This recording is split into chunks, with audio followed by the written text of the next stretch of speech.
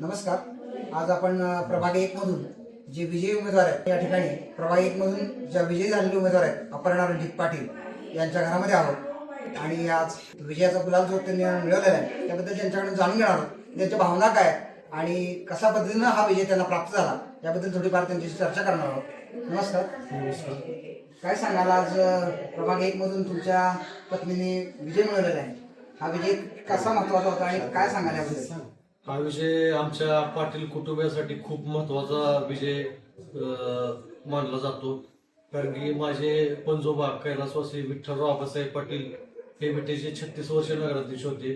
त्यानंतर माझे आजोबा सयाजीराव पाटील हे विटेचे 11 वर्ष नगराध्यक्ष होते.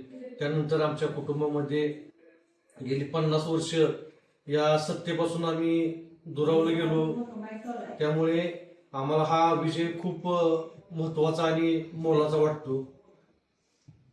त्याचप्रमाणे तुम्ही तुमचा मतदारसंघ सोडून किंवा प्रभाग सोडून तुम्ही प्रभाग 1 मधून उमेदवारी केली, तर ती उमेदवारी कशा पद्धतीने केली आणि हा विजय तुम्ही जो मिळवला तो प्रभाग 1 मधील मतदारांना काय असं आवाहन केलं किंवा काय तुम्ही प्रश्न मांडले जेणेकरून लोकांनी तुम्हाला उत्स्फूर्तपणे मतदान करून तुम्हाला या विजयापर्यंत पोहोचवलं? तसा आमचा मतदारसंघ म्हणजे घरचा वार्ड म्हणला तर 5 नंबर 4 नंबर मध्ये आमचे काम भरपूर प्रमाणात चालू होती. आणि मला माननीय आमदार सुहास भैया व माननीय अमोलदादा यांनी बोलावून सांगितलं की रणजित, तुला प्रभाग क्रमांक 1 मधून अपर्णासाठी सीट उभा करावी लागते. आणि आम्ही भैयांचा आदेश मानून त्या ठिकाणी 1 नंबर मधून उभा राहिलो. तेथील लोकांनी खूप मोठ्या प्रमाणात मला सहकार्य केलं आणि त्याबद्दल मी सर्व प्रभाग क्रमांक 1 मधल्या व मला ज्या लोकांनी मदत केली त्यांचा मी मनापासून आभारी आहे. प्रभाग 1 मध्ये तुम्हाला अशी काय कामं जाणवतात की जे तुम्ही पुढच्या 5 वर्षाच्या कार्यकाळात पूर्ण करण्यासाठी प्रयत्न करणार आहे? प्रभाग क्रमांक 1 मध्ये आज आम्ही मतदारांना भेटत असताना आम्ही पाहिलं की खूप तिथला विकास म्हणजे पूर्ण खुंटलेला आहे. या ठिकाणी मेटकरी वस्ती असू दे, मुजावर वस्ती असू दे व आसपासचा भाग असू दे, अजून तिथे रस्त्याचे प्रश्न म्हणजे रस्तेच नाही, गटारीचा प्रश्न सोडा, लाईटची व्यवस्था नाही. अजून भरपूर त्या ठिकाणी काम करावं लागेल आणि नक्की अपर्णाच्या माध्यमातून आम्ही मोठ्या प्रमाणात माननीय सुहास भाई यांच्या माध्यमातून आणि दादांच्या माध्यमातून आम्ही मोठ्या ताकदीने ही कामं पूर्ण करू. आज विजय मिळवलेला तुम्ही, ह्या जर भावना काय आहेत नेमक्या, कशा पद्धतीने भावना तुम्ही तुमच्या आता होतात तुमच्या मनामध्ये? आज खरंच खूप आनंद आहे आणि एवढ्या 50 वर्षाची सत्ता हे उलटवून लावली, ह्या खूप मोठा आनंद आहे. विटेकर नागरिकांच्या सर्वांची खरंच मनापासून मी आभारी व्यक्त करतो की तुम्ही एवढा मोठा विश्वास ठेवून शिवसेनेचं 22 सीटा निवडून दिल्या. खरंच खूप आनंद होतोय आज.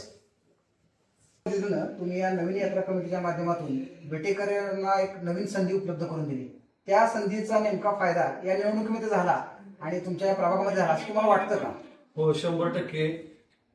3 वर्षापूर्वी जो नाथ मंदिरामध्ये आमचा जुन्या यात्रा कमिटीवर जो संघर्ष झाला आणि त्यातून खरंच मोठ्या प्रमाणात उठाव झाला असं मला वाटतं. कारण की तिथूनच सर्व संघर्ष होत गेला आणि लोकांना आम्ही पूर्ण यात्रा कमिटीचा भ्रष्टाचारी कारभार व त्यांनी विक्री केलेल्या जमिनी, स्वतः भाड्यानं दिलेल्या जमिनी, त्याचं भाडे स्वतः घेतात, स्वतःच्या अकाउंटवर पैसे घेतलेले आहेत, ह्याचा लोकांना आम्ही जाणवून दिलं. आणि आम्ही जे कार्यक्रम यात्रा कमिटीच्या माध्यमातून चांगले घेतले, लोकांना विश्वास दिला आणि जे हिशोब वगैरे असतो यात्रा कमिटीचा आपला, तोही आम्ही लगेच दुसऱ्या दिवशी लोकांना दिला. त्यामुळे लोकांनी आम्हाला विश्वास ठेवला, आमच्यावर स्वीकारलं आणि आम्हाला चांगल्या प्रकारे स्वीकारलं. मी ज्यावेळी प्रभाग क्रमांक 1 मध्ये जात होतो त्यावेळी मला लोक असे म्हणायचे की तुमचं आम्ही यात्रा कमिटीचं काम पाहिले, खरंच तुमचं यात्रा कमिटीचं काम चांगलं आहे. तोही मला चांगला फायदा मला या ठिकाणी झाला असं मला वाटतं. नमस्कार. स्वतः उमेदवार आपल्या बरोबर आहेत, तुम्ही उच्च शिक्षित आहात, तुमच्याबद्दल बरीच चर्चा केलेली आहे. तर या विटा शहराचं विजन आणि विकास कशा पद्धतीने तुम्ही पुढच्या काळात करणार आहात? तेच त्यांनी सांगितलं, तेच अजून आम्ही फिरत असताना अजून रस्ते, गटारी, लाईट या सगळ्या गोष्टींपासून लोक अजून वंचित आहेत. तर त्या गोष्टीवरच भैयांच्याच दादांच्या माध्यमातून आम्ही जास्तीत जास्त भर देऊन ते काम पूर्ण करण्याचा प्रयत्न करू. आज विजयाबद्दल काय भावना व्यक्त करायला अजून वेगळ्या?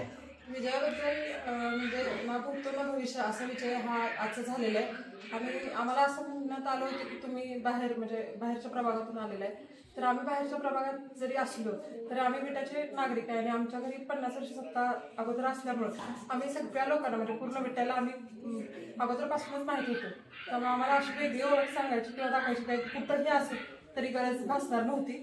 त्यामुळे आम्ही कुठल्याही प्रभागात असतो तर आम्ही अशाच मतांनी भरघोस निवडून आलो असतो. अजून विट्याला कुठपर्यंत तुम्ही घेऊन जा अशी तुम्हाला खात्री वाटते? त्यासाठी कोणत्या प्रकारचा विकास तुम्ही करणार आहात पुढील काळात? जे सांगितलेल्या भैयानी किंवा दादांनी त्याच प्रकारे म्हणजे भाजी मंडईचा पार्किंगचा जो प्रश्न असेल हे असेच सगळे प्रश्न घेऊन सोडवून पुढे जाण्याचा भैयांचा दादाच्या माध्यमातून प्रयत्न करतो.